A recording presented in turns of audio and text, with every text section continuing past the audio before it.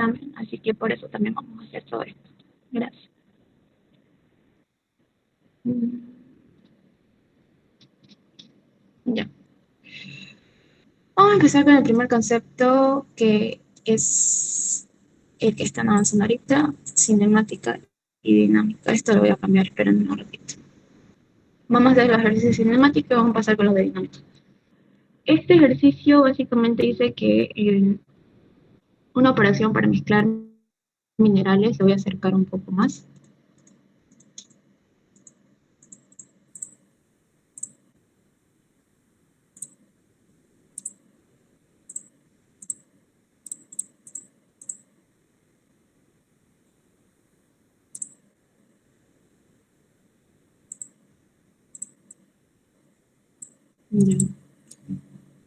Un perol lleno de material está suspendido en una grúa móvil que se traslada a lo largo de un puente estacionario. Estacionario es sinónimo de equilibrio. El perol debe oscilar horizontalmente más de 4 metros. Cuando la grúa se detiene de forma súbita y nos pide determinar la máxima rapidez, o sea, la velocidad permisible para esta grúa. En cinemática, al igual que en dinámica, es importante que nosotros siempre realizemos un diagrama de cuerpo libre, de acuerdo a las condiciones de movimiento que están afectando el cuerpo. En este caso tenemos una primera posición, que es cuando la grúa está en posición perpendicular en un tentativo estado de equilibrio, y luego tenemos otra donde se balancea o oscila con una amplitud en el eje horizontal menor o igual a 4 metros. Partiendo de los conceptos de oscilación, nosotros sabemos que en este punto, cuando pasa a tener los movimientos de amplitud, experimenta una energía cinética, porque al final cuenta que es la energía cinética. Es cuando el cuerpo se encuentra en movimiento y este representa un esfuerzo, ¿no? que permite que el objeto pase del estado de reposo al movimiento a una velocidad específica.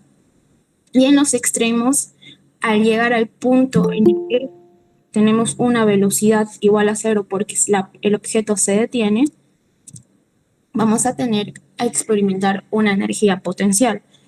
Y la energía potencial no va a ser más que aquella cuando el cuerpo se encuentra localizado dentro de un campo de fuerza y a consecuencia de esto el sistema de fuerzas que actúa sobre el mismo es conservativo. Entonces, tenemos la siguiente, en base a este análisis del movimiento de la grúa, que es parte del concepto de oscilaciones, tenemos que, por la geometría, también que la energía 1 va a ser igual a la energía 2, donde vamos a tener que Y, que es la altura que va a tener en el cateto opuesto, cateto adyacente, perdón, cuando la grúa esté moviéndose a una amplitud de 4 metros, va a ser de 0,83 metros. Entonces, si nosotros sabemos que la energía 1, que es la energía cinética, cuando la grúa está en este punto, es igual a masa velocidad al cuadrado sobre 2, pero en ese punto va a ser la velocidad máxima de la grúa, va a ser igual a la energía potencial que experimenta, que es masa por la altura que ya no hemos encontrado en esa posición.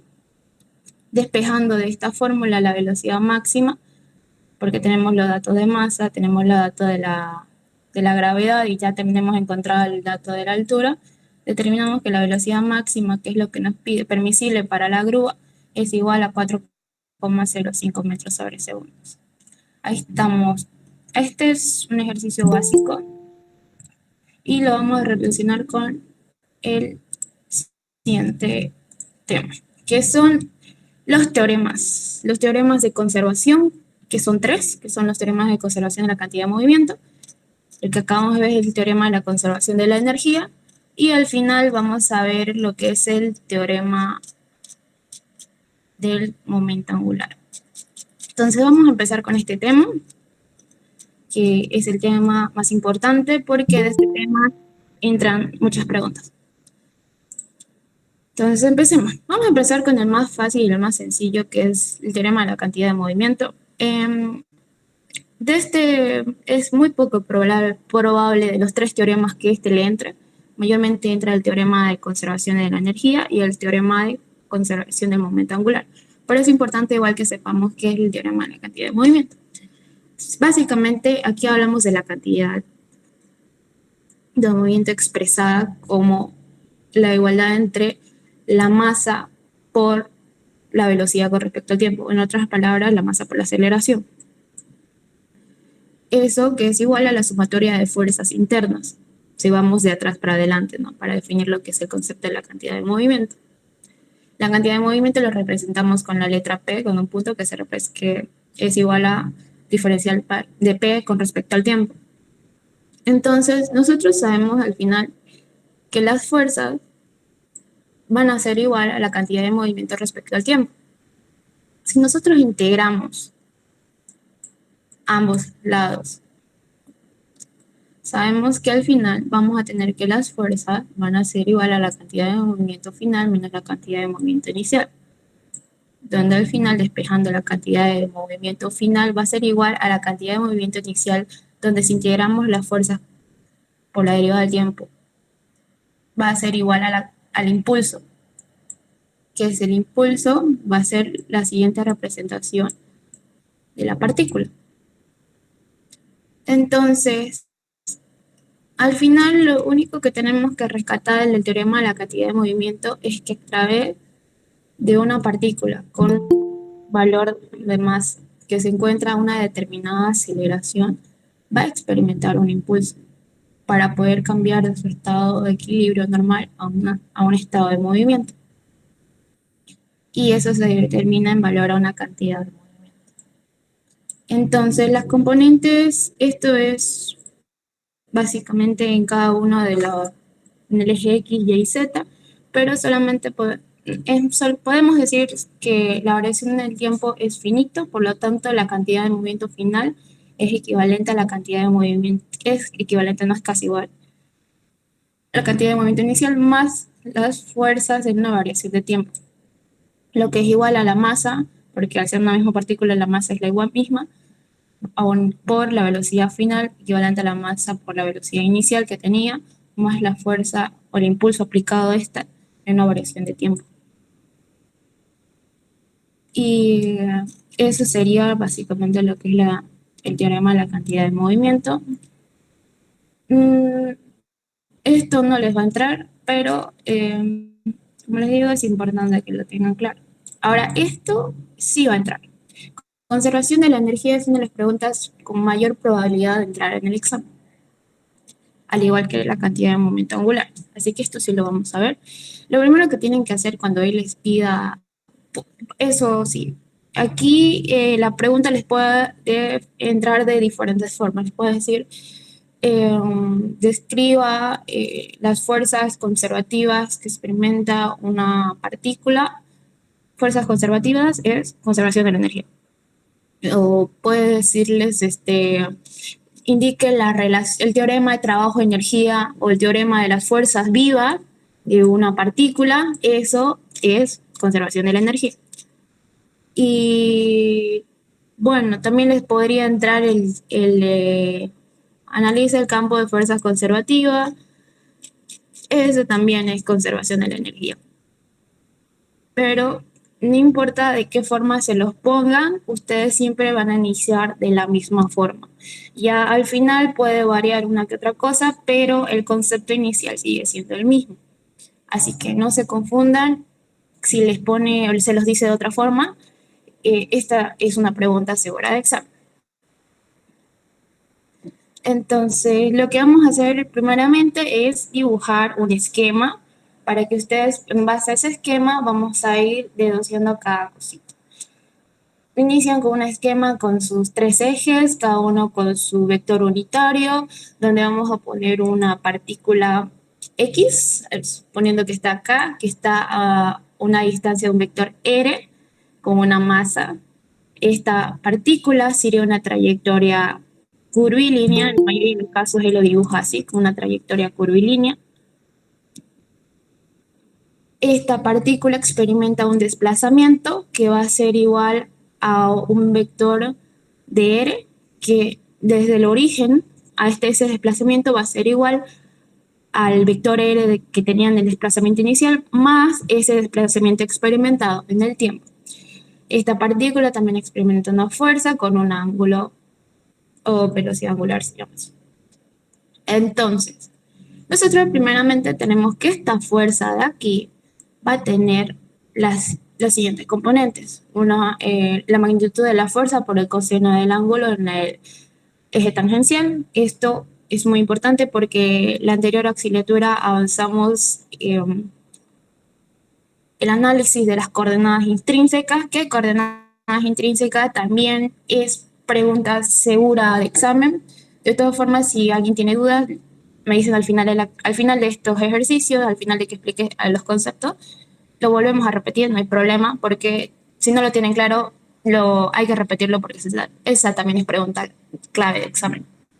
Entonces, como decía, coordenada tangencial más la fuerza en el seno del ángulo por la coordenada normal, donde la coordenada normal en este punto no ejerce trabajo, solamente ejerce trabajo en la que está la fuerza en dirección tangencial.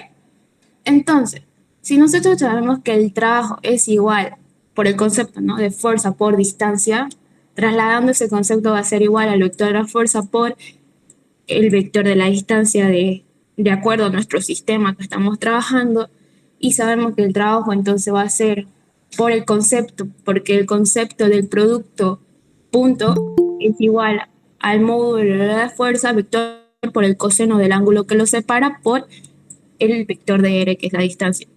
Que esto va a ser igual a la fuerza tangencial por el vector de R, donde al final tenemos que el diferencial del trabajo va a ser igual a la fuerza en el eje X por el diferencial de X más la fuerza en el eje Y por el diferencial de Y más la fuerza en el eje Z por el diferencial de Z. Esto lleva a cada una de las coordenadas.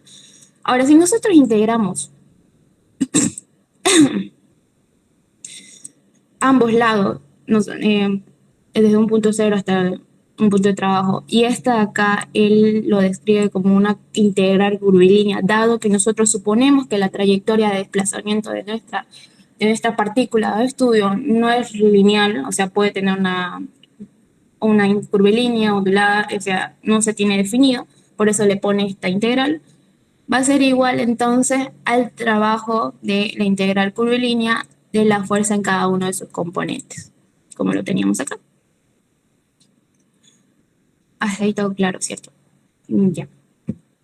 Entonces, una vez que tenemos claro lo que es el trabajo en base a las coordenadas, la fuerza y la distancia, sabemos, bueno, esto no lo expliqué porque esto ya es muy repetitivo, pero básicamente desglosa cada vector, el vector distancia y el de fuerza en cada uno de sus componentes, por eso ahí está con cada uno de los vectores unitarios, que básicamente se repite en este punto. Y aquí son ejemplos de la aplicación del trabajo de acuerdo a su punto de aplicación. En caso de que la fuerza aplicada esté en la misma dirección de desplazamiento, donde el trabajo va a ser igual a la fuerza por el desplazamiento, debido a que el coseno, el ángulo que lo separa por el concepto del producto punto, es igual al coseno, es igual a 0, entonces el coseno de 0 es igual a 1. Esto se va y nos queda esto. Este es el segundo caso en que la fuerza sea aplicada de manera perpendicular al desplazamiento. Como se ve en este caso, tenemos un ángulo de pi medio que es igual a 0, o sea, un coseno de 90 grados. Entonces, el trabajo que se realiza en este tipo de trabajo, perdón, voy a tomar agüita, denme un segundo.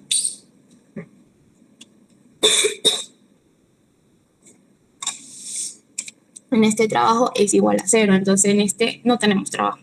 Y finalmente tenemos el tercer caso de estudio, en caso de que la fuerza aplicada sea contrario al desplazamiento o al movimiento que experimenta nuestra partícula. En ese caso vamos a tener un ángulo de 180 grados que es igual a -1, entonces vamos a tener un trabajo negativo menos la fuerza por el desplazamiento. Esto de aquí lo pueden poner, no es difícil, de hecho es como que un plus si lo ponen. Hasta ahí vamos siguiendo la misma estructura. Y ahora empezamos recién con lo que es energía cinética. Nosotros sabemos que la energía cinética también se puede... El ingeniero en cada semestre lo cambia, a veces le pone T, a veces le pone CK, pero energía cinética él lo puede poner de estas tres formas de nomenclatura. Yo la puse las tres, para que no se confundan. Es igual a un medio de la masa por la velocidad al cuadrado. Entonces, con este concepto, con este inicio, ya nosotros partimos a lo que depende de lo que la pregunta, o sea, lo que les diga en la pregunta. Si les dice teorema trabajo-energía, vamos a hacer esta deducción hasta aquí. Pero si les dice fuerzas conservativas, vamos a hacer esta deducción hasta aquí. Entonces, en base a esto, la pregunta de conservación de energía se puede dividir en estas dos deducciones. Entonces, vamos a hacer la primera, que es la más usual, que es determinar el teorema de trabajo-energía o teorema de las fuerzas vivas. Una vez que nosotros hagamos nuestro gráfico y hagamos el inicio de lo que es conservación de la energía, pues procedemos a hacer este segundo dibujo, que no es muy difícil, es muy similar al principio, simplemente ya es la partícula. No le ponemos los ejes, simplemente las fuerzas de acción que actúan sobre ella de manera libre, donde aquí tenemos una curvatura de que inicia desde un punto A hasta un punto B. Tenemos, obviamente la partícula tiene una masa, entonces en esta dirección de A a B tiene una velocidad. La velocidad siempre es un vector tangente al movimiento, por lo tanto también va a tener una fuerza tangencial en esa misma dirección y tenemos una fuerza normal. La fuerza normal siempre es en dirección perpendicular al radio de curvatura, por eso está hacia adentro. Y la resultante, ¿no? Que es la fuerza de la fuerza tangencial y normal, y finalmente tenemos la velocidad, la aceleración angular. Ya. Esto, como ven, se vuelve a repetir exactamente igual, que es lo que vimos en la primera parte. Aquí simplemente estoy separando el concepto de lo que es fuerza, porque fuerza igual es a masa por la aceleración, por eso expliqué la cantidad de movimiento, porque aquí vamos a repetir exactamente lo que es el concepto de la cantidad, de la conservación de la cantidad de movimiento. Entonces, fuerza es igual a masa por aceleración tangencial, fuerza normal es igual a masa por aceleración normal. Nosotros sabemos que este concepto se puede también describir de la siguiente forma, porque aceleración es la derivada de la velocidad con respecto al tiempo. Ahí lo tenemos. Lo mismo para la normal, solo que en la normal, por caso de estudio de lo que era coordenadas intrínsecas, aquí no lo vamos a decir todo desde el principio, pero es importante que ustedes sepan que en coordenadas intrínsecas la aceleración normal es igual a 2 veces S, que es el radio de la trayectoria, o sea, la curvatura de trayectoria, al cuadrado sobre la curvatura de movimiento. Esto está deducido en la parte de coordenadas intrínsecas. Esto pueden tomarlo como algo fórmula o sea, un concepto que se lo pueden memorizar para que directamente aquí en esta parte lo puedan reemplazar y no tengan que hacer toda la deducción de coordenadas intrínsecas de nuevo. Lo mismo con la aceleración tangencial, ¿no? Es 2 veces la derivada de la curvatura por la tangencial. Esto me da igual a la...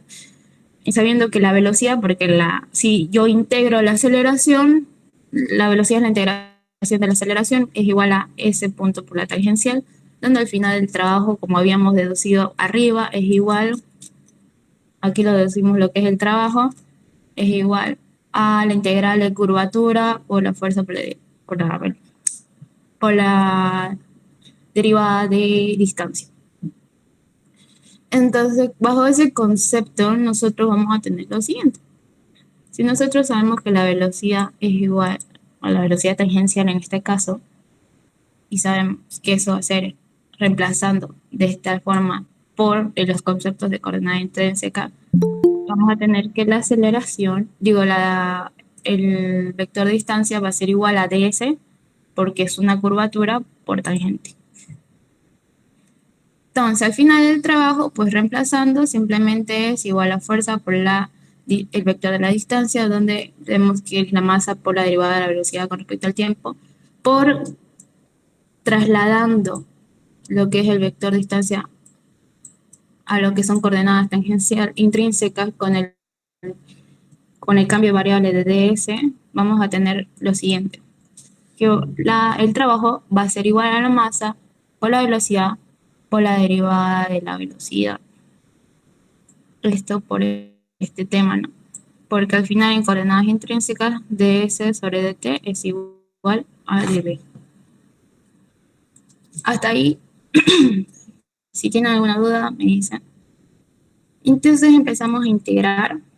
Aquí vamos a integrar ambos lados de lo que ya tenemos, tanto el trabajo como el concepto de masa, velocidad, derivada de velocidad, donde al final integrando punto inicial con final vamos a tener el trabajo inicial menos el trabajo final va a ser igual a la masa.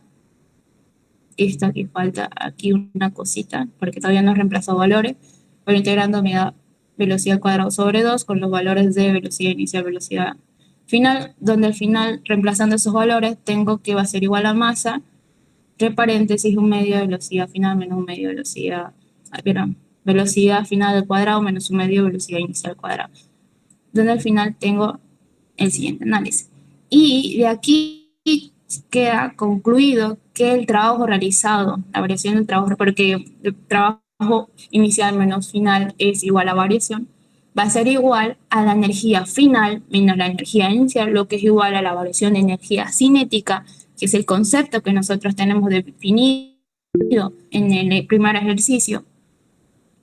Y esto es básicamente la conclusión de lo que es el teorema de las fuerzas vivas. Esto, si se dan cuenta, no es muy largo, solamente es tener claro los conceptos. Y a esto de aquí, en caso de que la masa no sea constante, no es necesario, la verdad, yo no lo hago, pero si ustedes quieren ser chupas, lo pueden hacer. No es muy difícil, en vez de sacar afuera del integrar la masa, al ser la masa diferente, o sea, al no ser constante, se queda dentro de la integral. Entonces lo que cambia es básicamente eso, ¿no? Que en vez de sacarla, se queda dentro y la ecuación queda de la siguiente forma, que la variación de trabajo va a ser igual aquí faltó el triangulito, perdón. La variación de trabajo va a ser igual a la variación de energía cinética, que es lo que teníamos al principio, cuando la masa era constante, más la integral de la masa 1 sobre la masa 2 de velocidad al cuadrado por el diferencial de masa. Lo único que cambia cuando la masa no es constante es que se le añade ¿cómo se puede decir? Esta última componente. Solamente eso. O sea, en vez de salir la masa, se queda dentro de la integral, trabajan normalmente como trabajamos aquí, y al final les va a quedar esta componente, ¿no? De la integral de la masa, porque estamos diciendo en el caso de que la masa no sea constante.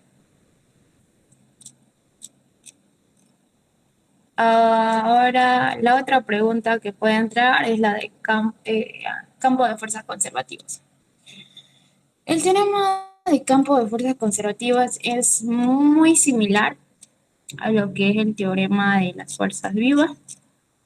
Simplemente aquí tenemos una gradiente, menos la gradiente de velocidades, donde, bueno, al igual que lo que hicimos al principio, lo que empezamos a hacer es poner ese vector en cada uno de sus componentes, ¿no? El componente X, componente Y, componente Z. Lo mismo para la gradiente de velocidades, donde al final, si nosotros relacionamos componente con componente, vamos a determinar que la componente de la fuerza en X va a ser igual a menos la componente de la velocidad en el eje. Bueno, la derivada de la velocidad con respecto a la derivada del eje X, donde recordamos del teorema de conservación, el teorema de fuerzas vivas. Si se dan cuenta, ya algunos conceptos ya no los hace desde el principio, ya directamente los pone ahí. Entonces, a menos que la pregunta no les diga específicamente, deduzcan tal cosa, ustedes directamente pueden poner esos conceptos de manera, o sea, no tienen que deducir todo desde el principio, pueden ponerlo directo. O en este caso, que esto ya está deducido por el anterior teorema, esto también lo tenemos deducido, y lo único que entra es esto, ¿no? Que al ser la fuerza igual a la gradiente de velocidad, lo único que estamos haciendo es reemplazar aquí lo que es el valor de la fuerza. Y volvemos a hacer el mismo análisis que hicimos en los otros casos. Procedemos a reemplazar los valores, cambiarlos a sus componentes, donde al final nos queda que el trabajo va a ser igual a la diferencia total de energía potencial. Si en el anterior estábamos trabajando con energía cinética, aquí lo estamos trabajando con energías potenciales, donde al final tenemos que el trabajo es la variación de energías potenciales. Y podemos tener de esta forma que es igual a cero porque son conservativas. Eso, esa es la primera pregunta. Ahora vamos con el segundo ejercicio. Este segundo ejercicio creo que también es conservación de la energía. Sí, ya. Aquí nos pide determinar la rapidez teórica que puede alcanzar un automóvil, dice, en una distancia de 120 metros. Y aquí nos da la distancia. Si este parte del reposo y se supone que no sufre deslizamiento, o sea, no sufre rozamiento. Sí. El coeficiente de fricción estática entre las llantas, esto lo vamos a borrar. El coeficiente de fricción estática entre las llantas y el pavimento es de 0,75 por 60% del peso del automóvil, que está distribuido entre la llanta delantera, mientras que el 40% está en los neumáticos traseros. Suponga que el automóvil tiene A, tracción delantera, B, tracción trasera. Entonces, primero vamos con el inciso A, ¿no? Lo vamos a hacer con el rojo. Para el inciso A dice, nos pide hallar, trabajo, dice, el coeficiente de fricción que es el 60% del peso del automóvil, ¿no? Entonces, si nosotros sabemos por concepto que el peso, en este caso no está, aquí el ejercicio lo pone W como si fuera peso, no como trabajo, así que vamos a hacer esa pequeña aclaración para no confundamos. En este caso, el W está reemplazando lo que es peso, y peso es igual a masa por gravedad. Y eso lo voy a poner aquí. Ya. Entonces, el peso es igual a masa por gravedad. Nosotros sabemos que la fricción estática en las llantas va a ser igual al 60% a 0,6 de la masa de gravedad del auto. Entonces, de acuerdo al teorema del trabajo de energía, que ya lo vimos en las deducciones que acabamos de ver, va a ser igual a la energía más las pérdidas, todo eso igual a la energía número 2. Entonces, en el punto 1 que está en reposo, porque tenemos una velocidad 1 debido al estado inicial en el que nos pone, tenemos que en el tramo 1 sea un trabajo por la fuerza de fricción.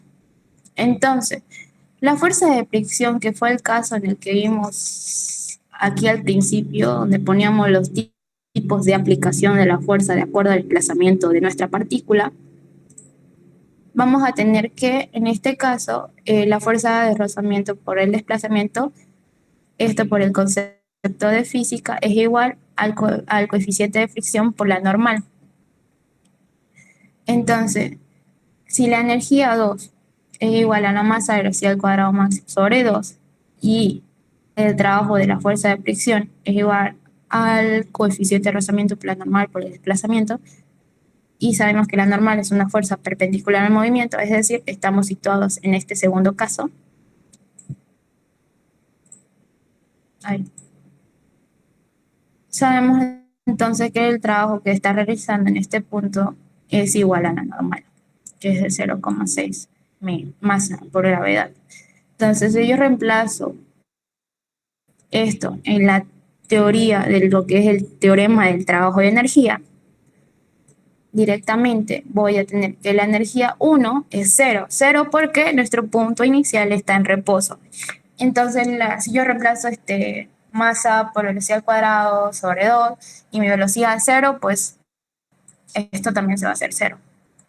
Ahora, si yo reemplazo, ¿no?, lo que es el trabajo de la fuerza de fricción ejercida por el auto en este caso, reemplazo lo que es el concepto del trabajo y esto lo igualo a la energía cinética en el punto 2, teniendo los datos de masa, tengo los datos de la masa, tengo los datos de la gravedad, y también tengo, lo que no tengo es la velocidad al cuadrado al máxima.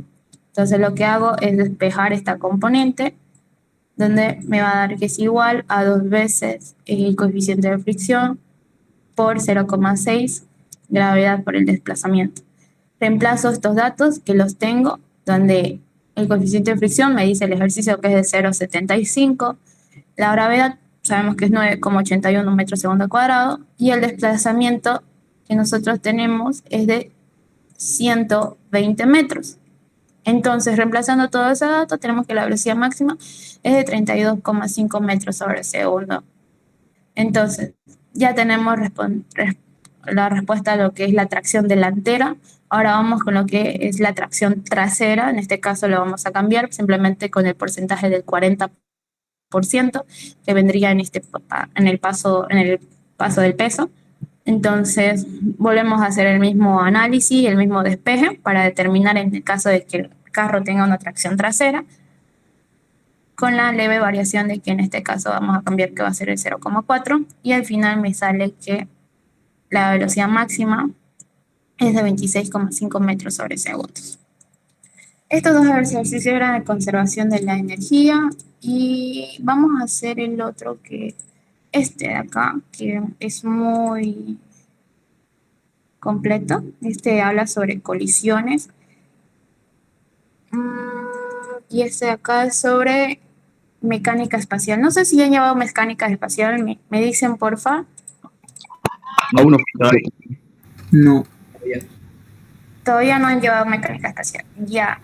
De todas formas, vamos a avanzarlo para que cuando lo avancen ya tengan una idea más clara. De mecánica espacial sí va a entrar pregunta de exámenes. Lo vamos a ver. Este es el último tema que vamos a tocar entonces, porque no lo han visto. Pero hay 2 preguntas de mecánica espacial. La primera es que, espérenme, colisiones, no. Ya. La mecánica espacial va a iniciar con lo que es momento angular. Ustedes no pueden hacer mecánica espacial si no saben lo que es la conservación del momento angular. Y en base al momento angular vamos a llevar lo que son fuerzas de campo centrales y aquí recién entra lo que es mecánica espacial. De mecánica espacial, si no me equivoco, pregunta de examen fue esto, campo de fuerzas centrales. Que si se dan cuenta, aquí un pequeño spoiler, empezamos con el concepto de lo que es momento angular. Por eso, mecánica espacial es muy amplio y nos va a tomar su horita, pero lo vamos a ver al final. A ver, déjenme ver.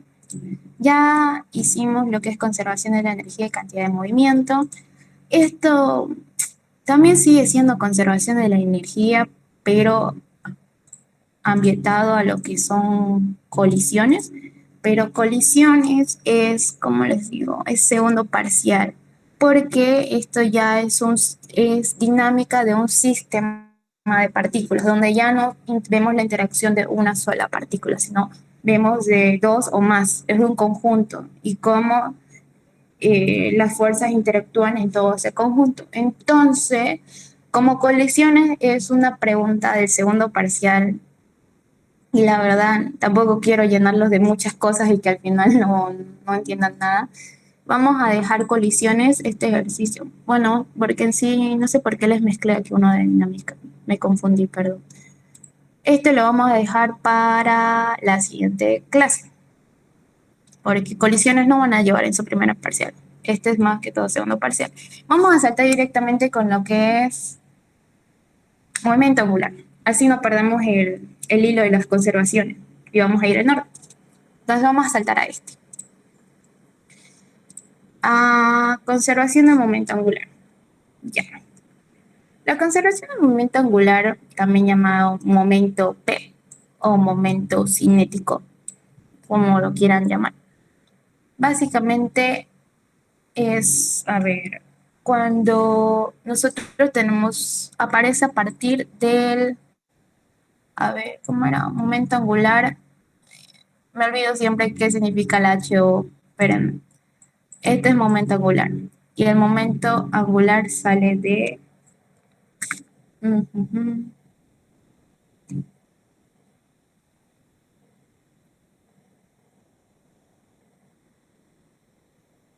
Movimiento, ya me acordé. Momento angular, movimiento angular. Es un poco confuso, pero es bueno que lo anoten y no se chipen. Yo siempre me olvido de eso. Lo voy a escribir ya para que no nos confunda. MO con una rayita arriba es igual a momento angular y constante.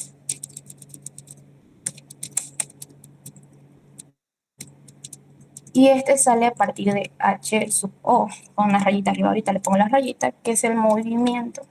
Como cantidad de movimiento, pero la cantidad de movimiento P era lineal. En este caso lo estamos cambiando a HO, que es la cantidad de movimiento angular. La P es lineal y aquí ya le hacemos una leve variación, que es H sub O, que es cuando es angular.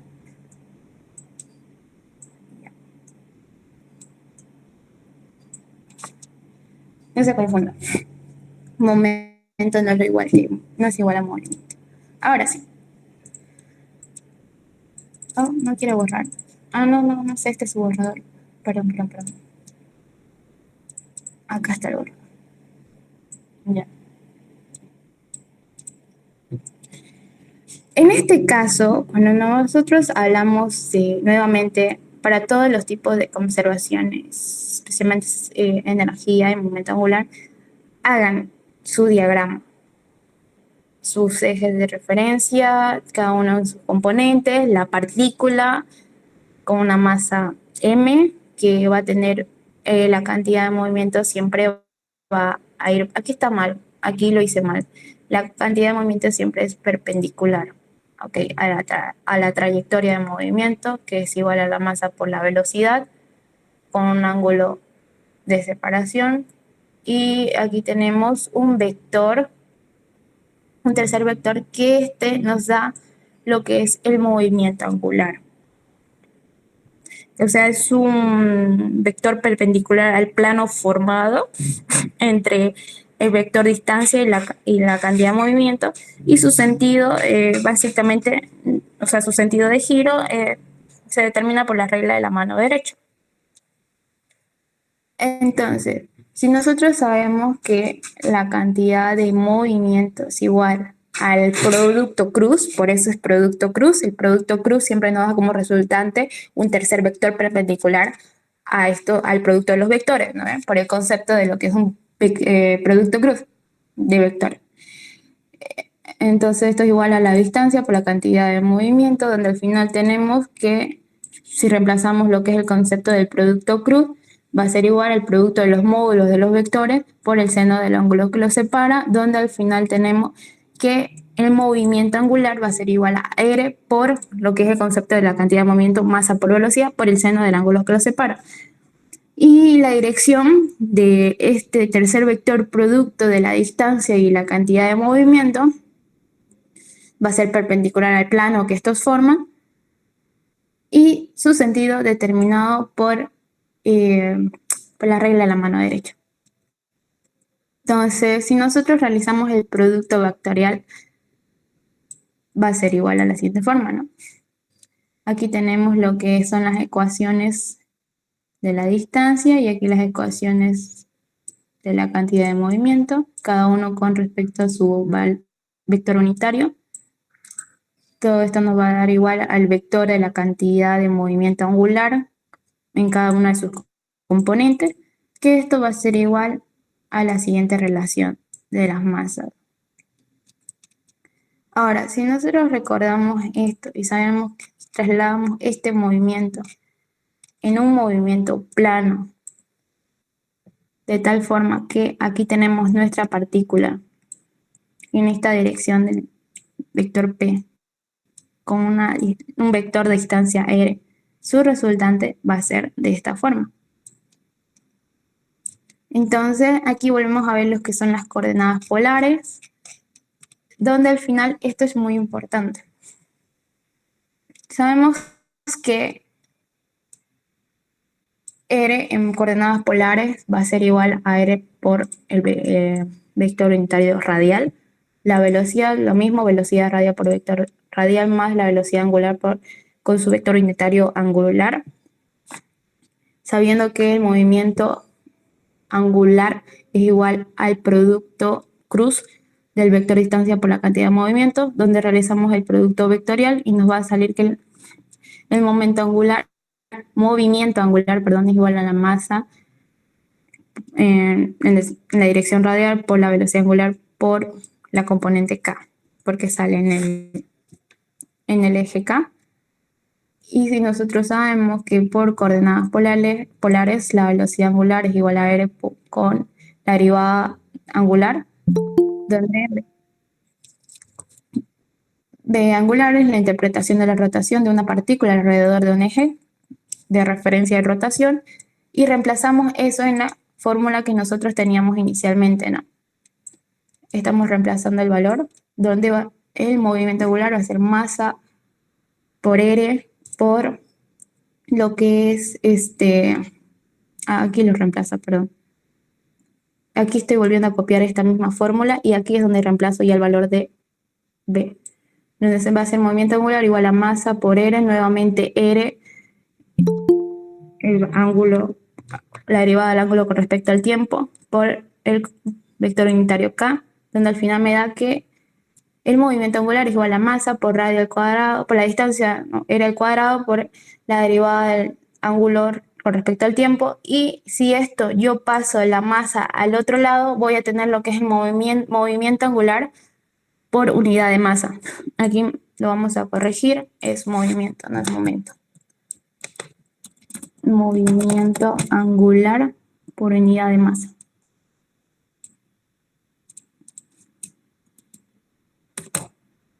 Ya.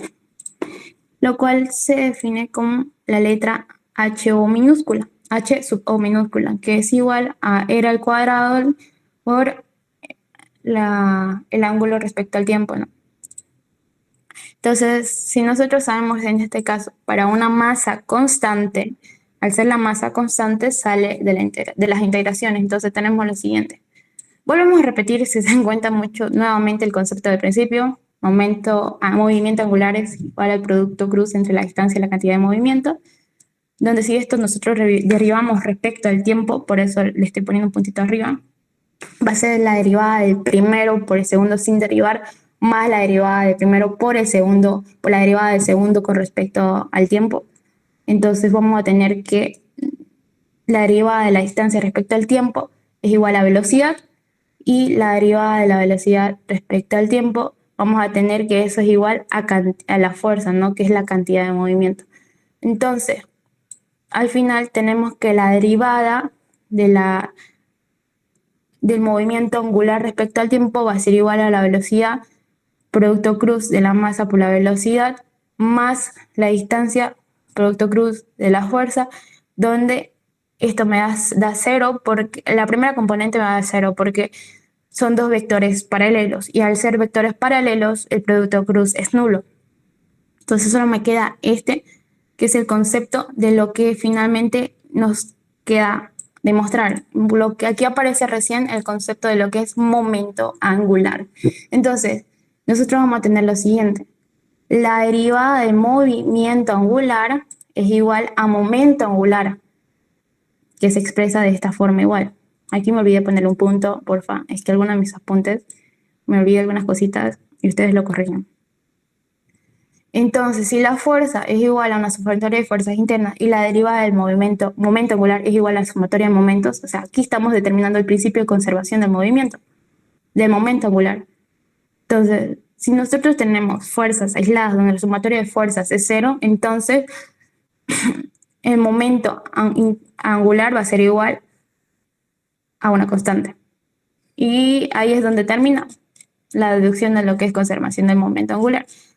Ahora, con lo que es conservación del momento angular, nosotros nos vamos a ir a ver fuerzas de campos centrales, que es una aplicación a momento angular, pero creo que sería mejor verlo directamente en mecánica espacial. Y así ya terminamos esto y pasamos a hacer el ejercicio. Ya. Mecánica especial. Vamos a tratar de ver conceptos no tan específicos porque no vamos a ver todo. Vamos a ver todo porque al final lo van a ver igual con el ingeniero y ya ahí, si tienen alguna duda ya más clara, ya pueden ir y hablar con él. Pero para que no nos retrasemos, vamos a hacer todo lo que es mecánica espacial. Ya. Aquí básicamente lo que vamos a hacer es el estudio de una fuerza que está siendo sometida a una fuerza, a un campo de atracción, en este caso fuerzas con las que la Tierra atrae una masa. Aquí vamos a recordar lo que es el concepto de fuerza, que es igual a masa por gravedad. La gravedad que tiene un valor aproximado de 9,8 metros segundo cuadrado y lo que es masa gravitatoria. Aquí recordamos lo que es una pequeña referencia a lo que es caída libre, que a menos que no estudie, sea un caso de estudio empírico, legalmente cualquier cuerpo en caída libre experimenta una fuerza contraria debido a la fricción y la resistencia del aire. Entonces, nosotros vamos a tener que la sumatoria de fuerzas va a ser igual a la masa por la gravedad, masa gravitatoria.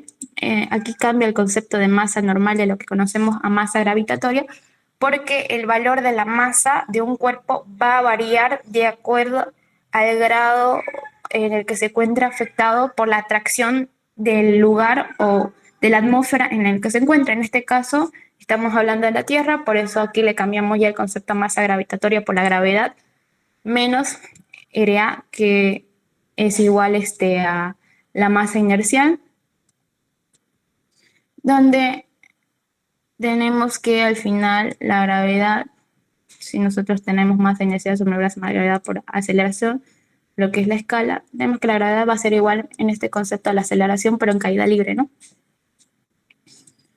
Entonces aquí te acordamos lo que es el campo gravitacional, básicamente un cuerpo que tiene una fuerza de atracción que está sometiendo a una masa con un ángulo. Y eso por el concepto de lo que es la gravedad de ese cuerpo por el producto de las masas sobre la distancia al cuadrado que las separa. Esto es muy importante. Y aquí vamos a ver lo que son campos de fuerza centrales. ¿Les parece si hacemos una pequeña pausa? Es que ya hablé como 50 minutos sin parar, entonces a las 6 retomamos un pequeño break, 5 minutos ya. Coordenadas intrínsecas, pues. Una breve ¿Cómo? explicación. ¿Cómo? Coordenadas intrínsecas después. Ya, vamos a repetir coordenadas intrínsecas entonces al final. Pero tomemos este tiempo, ya 5 minutos, voy a tomar agua. Sí, sí.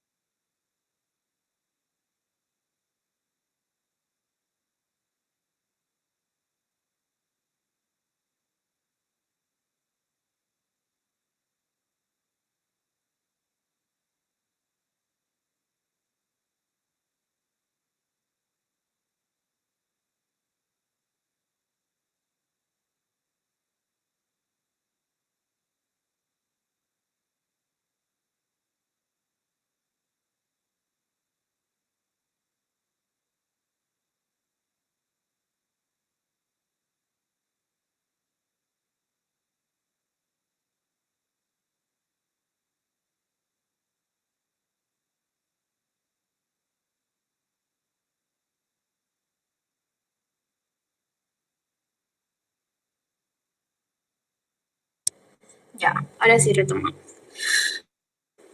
Ya, vamos a hacer campo de fuerzas centrales y al final vamos a hacer lo de las coordenadas intrínsecas. Ok, lo que vamos a ver entonces, estamos continuando el concepto de lo que parte del momento, conservación del momento angular. Entonces, aquí en la deducción de campos de fuerzas centrales, donde nuevamente dibujamos un diagrama, cada uno con sus respectivos ejes, ya tenemos la partícula, el vector cantidad de movimiento que es perpendicular a la trayectoria de curvatura, la fuerza, que es una fuerza de atracción hacia el centro de las fuerzas, por eso porque la masa se está sintiendo atraída por un vector distancia, que es del centro hasta la masa, y de aquí, debido al producto cruz que existe entre la cantidad de movimiento y el vector de la distancia, existe un tercer vector que es el vector de movimiento angular, cuya dirección va, va regida por la ley de la mano derecha. Y hasta ahí hemos hecho como, en este punto se concentra un resumen de todo lo que vimos de la conservación de momento angular. Y está dentro de las aplicaciones de lo que es mecánica espacial.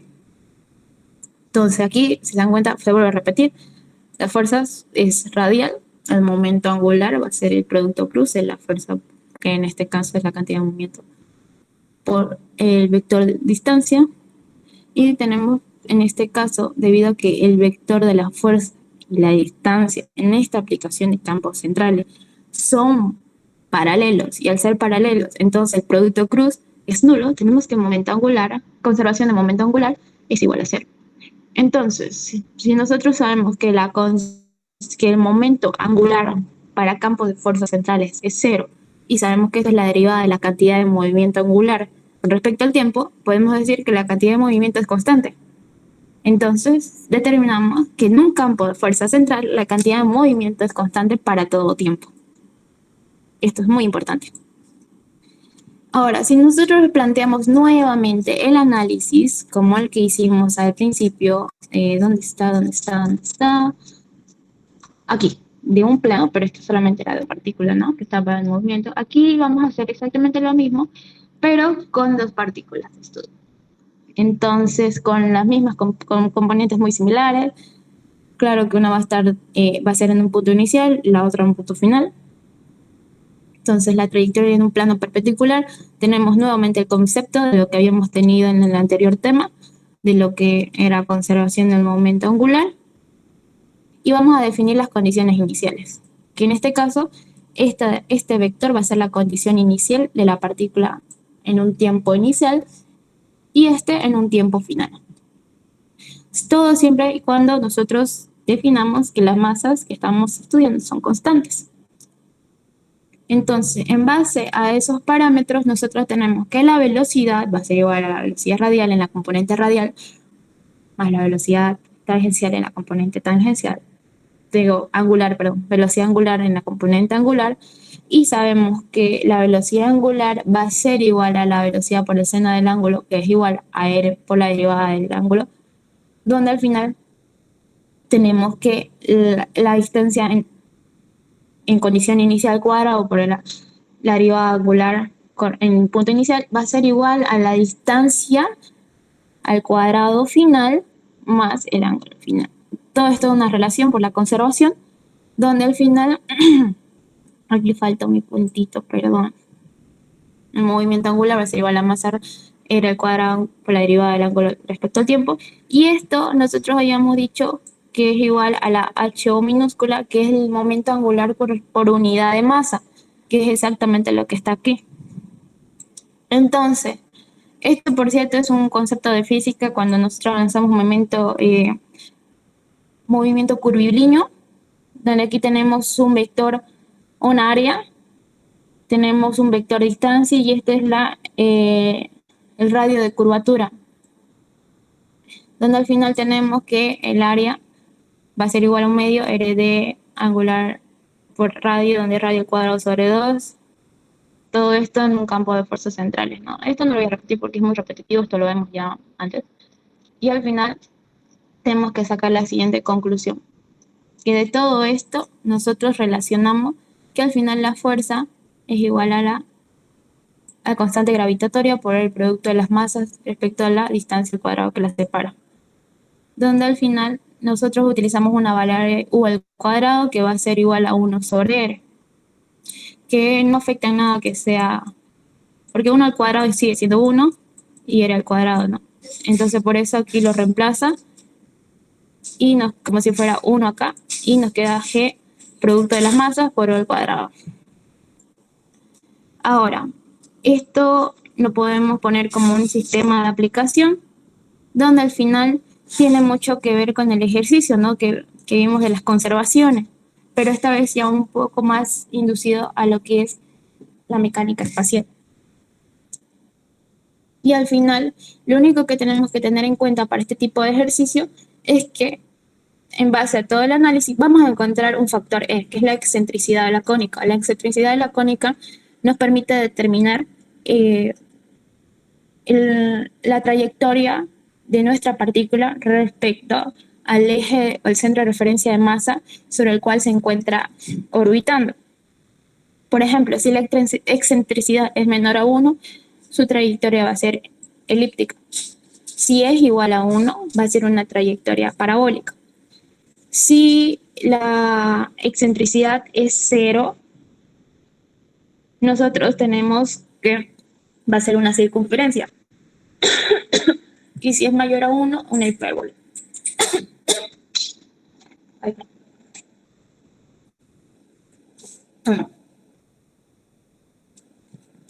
Y ahora sí podemos ir a hacer el ejercicio de mecánica espacial, donde se da cuenta y se repiten los conceptos. Voy a darle un poco más para acercar. Tenemos, a ver, un satélite describe una órbita elíptica alrededor de un planeta de masa m. Los valores mínimo y máximo de la distancia aérea, o sea, R inicial de separación, del satélite hasta el centro del planeta son respectivamente R sub 0 y R sub 1.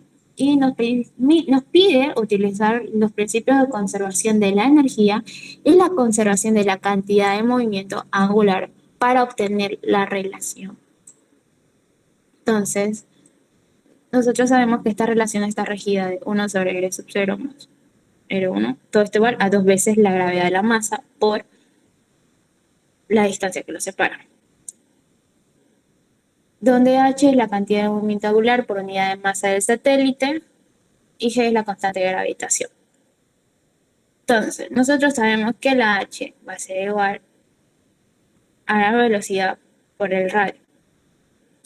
Entonces, tenemos la siguiente relación, donde va a ser igual al punto inicial, que era lo que vimos en movimiento angular, las condiciones iniciales, pero también por el concepto de conservación va a ser igual a la velocidad por el radio final, donde si nosotros despejamos h, vamos a tener h sobre la distancia inicial, va a ser igual a la velocidad inicial, entonces lo mismo h sobre la distancia final va a ser igual a la velocidad final. Entonces, por conservación de la energía mecánica, donde en cada punto existe una energía cinética y una energía potencial gravitatoria, vamos a tener las siguientes definiciones, ¿no? La energía cinética para la velocidad inicial, la energía cinética para la velocidad final, la energía cinética para la distancia inicial y la energía potencial para la distancia final. Entonces, si nosotros reemplazamos los valores, vamos a tener las siguientes relaciones. Y al final podemos reemplazar en B la relación de los momentos, ¿no? Que era el concepto que teníamos aquí arriba. Una vez que nosotros reemplazamos, lo único que hacemos es el álgebra, que el álgebra es súper básico, y vamos a tener finalmente la siguiente deducción donde demostramos que tenemos la relación por el principio de conservación de energía y la conservación de la cantidad de movimiento. Y eso sería básicamente de la parte de las conservaciones. Es un poco largo, como les dije, pero lo bueno es que ya terminamos. Y ahora sí vamos a las preguntas del primer parcial que quieren repasar. Me dijeron coordenadas intrínsecas, ¿no? Ya. Antes de pasar, perdón, dime. Ahí iba a decir algo, perdón.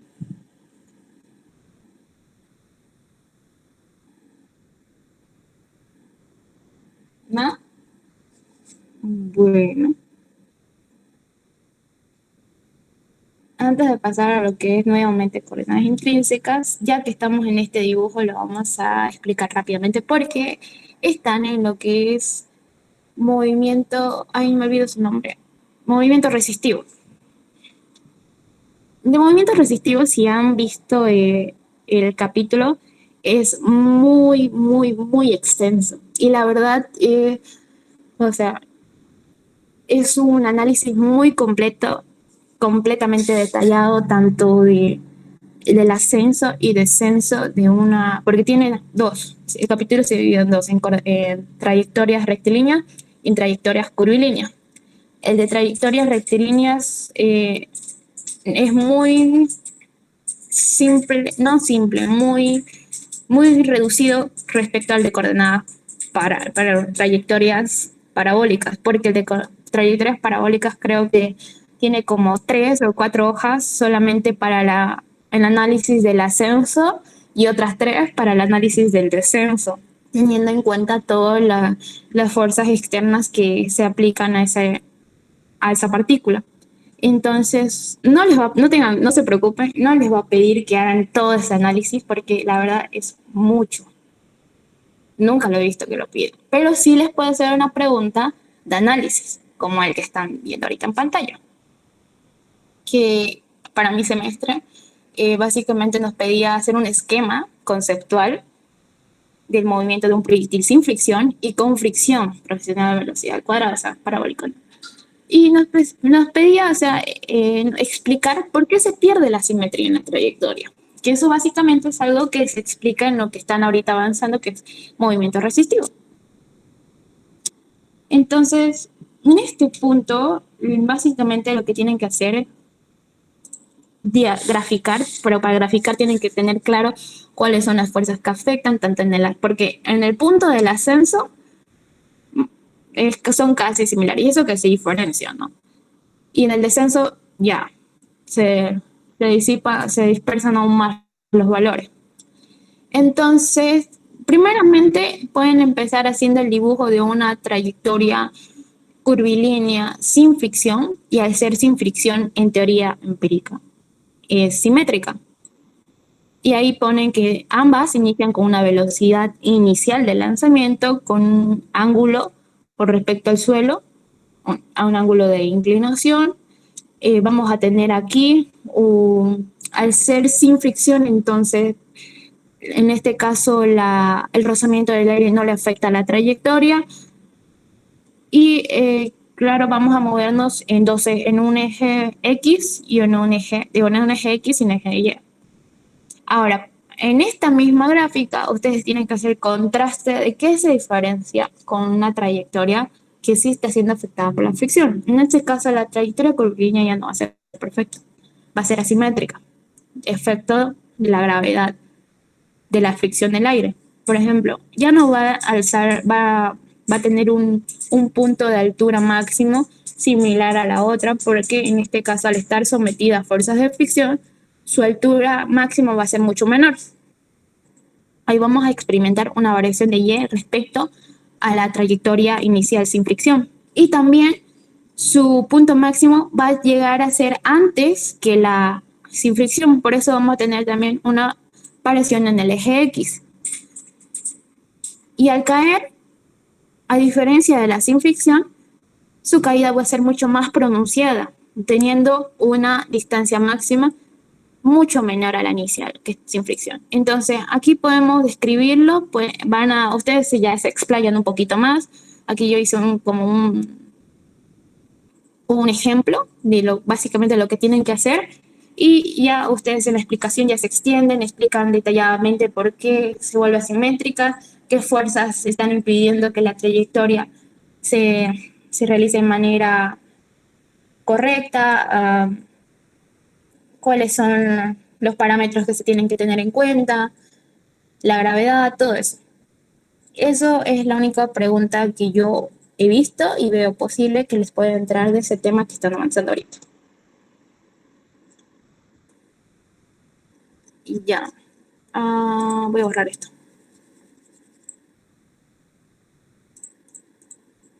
Ay, ay, ay. Y ahora sí.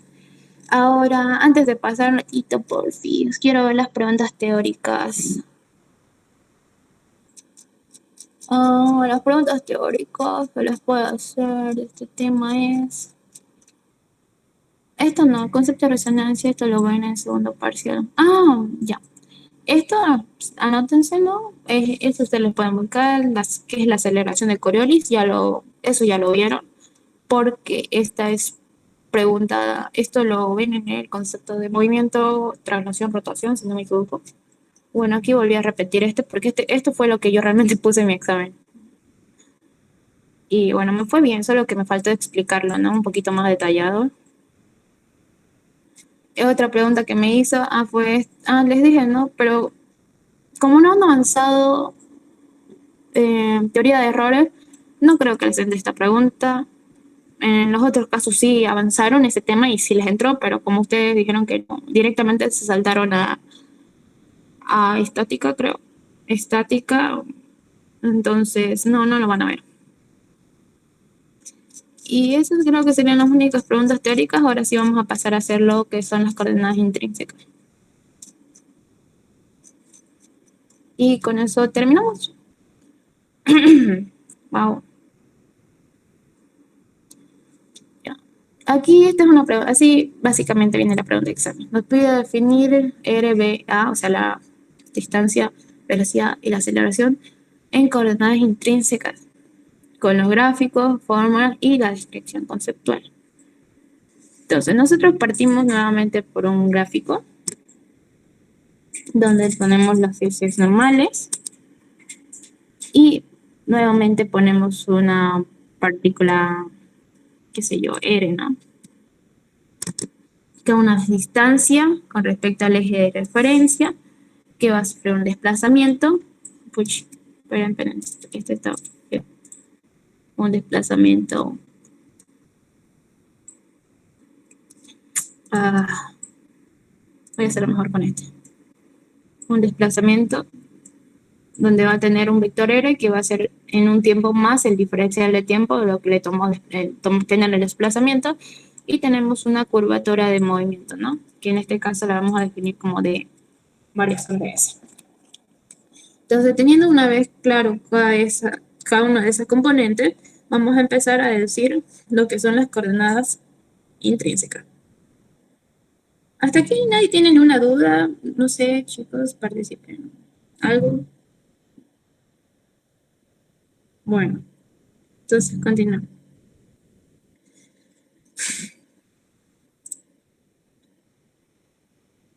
Las componentes intrínsecas, para que ustedes puedan poner, porque yo no le puse en esta de acá, solamente hice la deducción, no le puse el concepto como tal. Lo vamos a escribir, ¿no? Para que tengan una idea y en base a eso ya ustedes lo van aumentando. A ver, las componentes intrínsecas.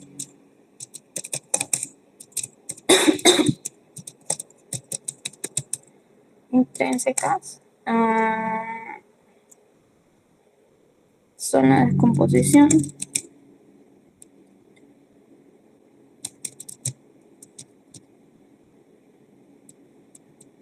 Descomposición de los vectores unitarios en ejes intrínsecos. En ejes.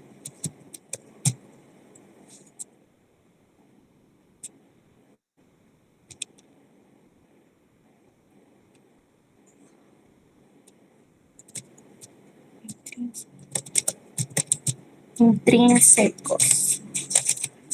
Ya vamos a corregir intrínsecas. Intrínsecos. ¿Y qué son los ejes intrínsecos? ¿Alguien sabe? No. Ya. Los ejes intrínsecos. A ver.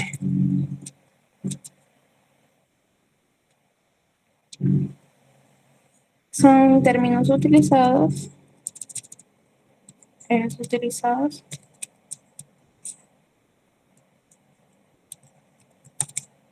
para definir el movimiento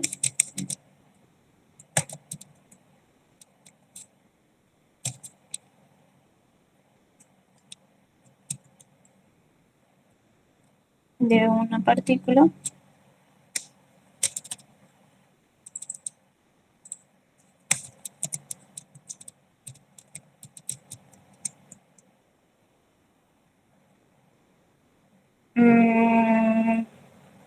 de acuerdo a la dirección,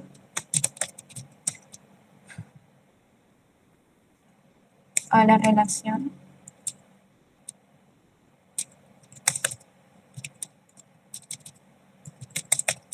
tangencial,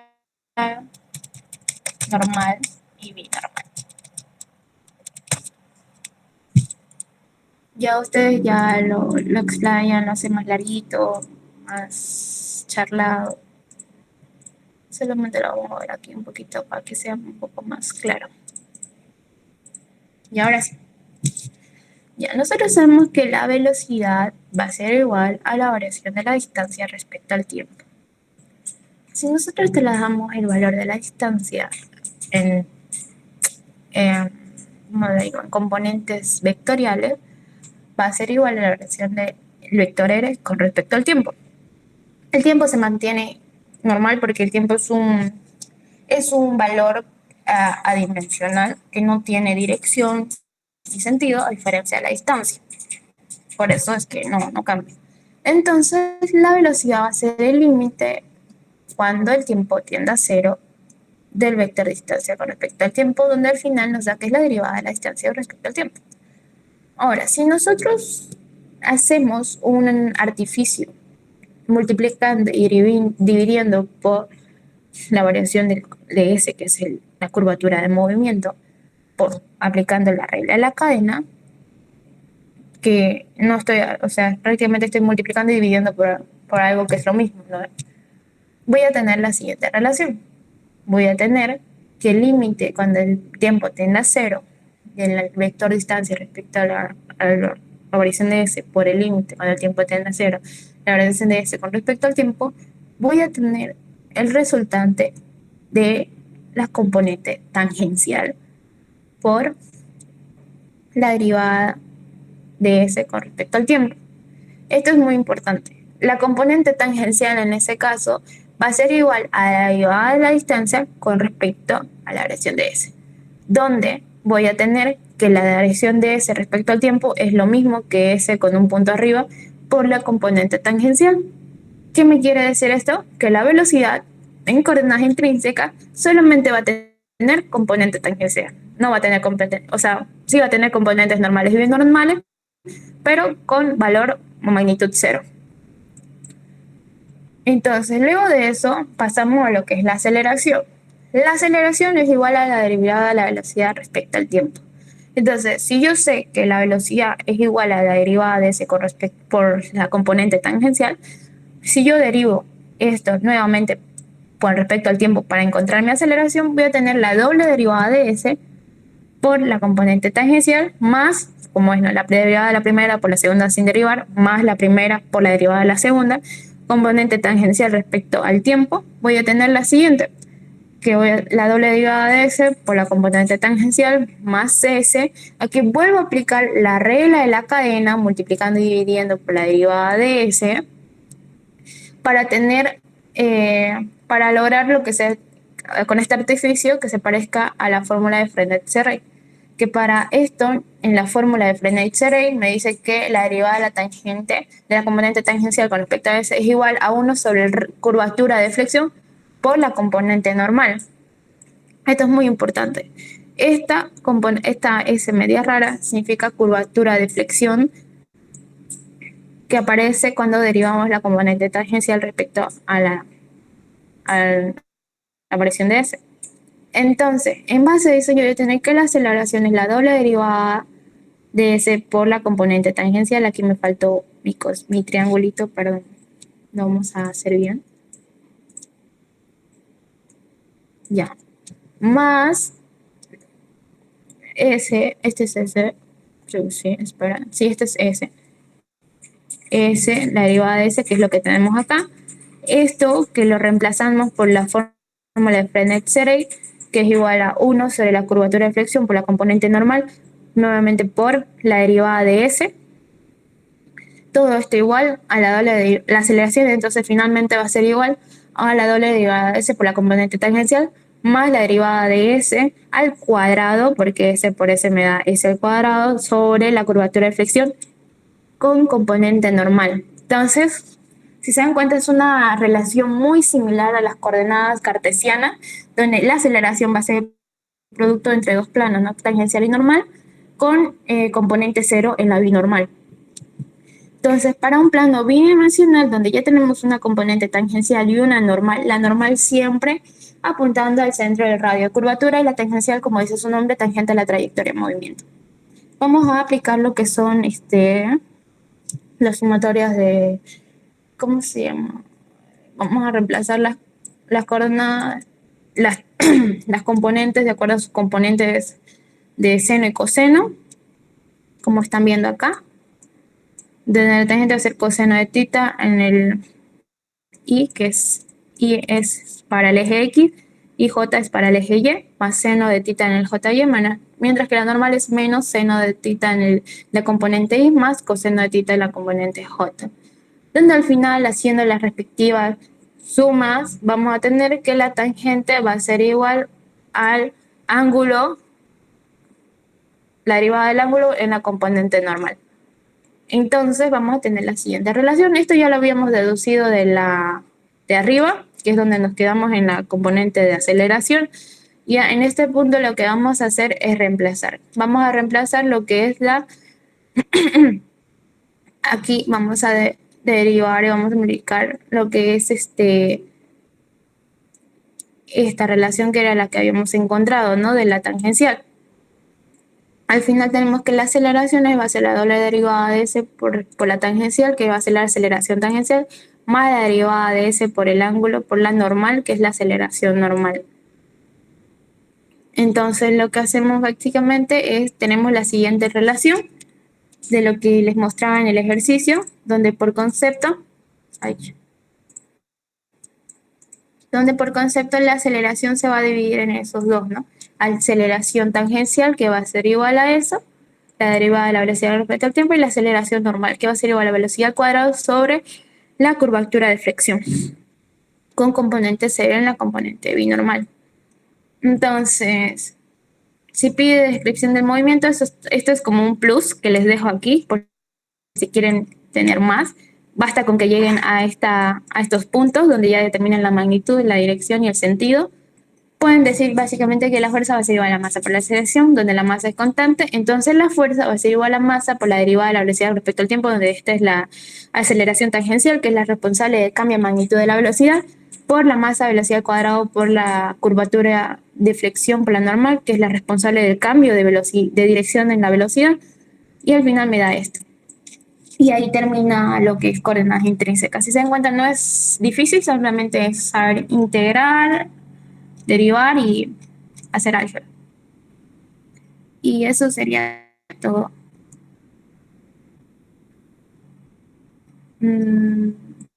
Si alguien tiene una duda, ya hemos visto lo que son las conservaciones de energía, movimiento, cantidad de movimiento.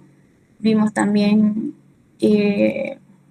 geometría, mecánica espacial. Volvimos a repasar lo que es coordenadas intrínsecas, una que otra pregunta teórica. Y creo que con eso estarían hecha para ese examen. ¿Sí?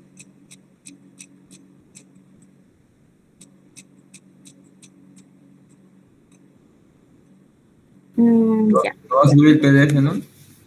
Sí, se los voy a mandar. Y también la grabación, detener hasta acá.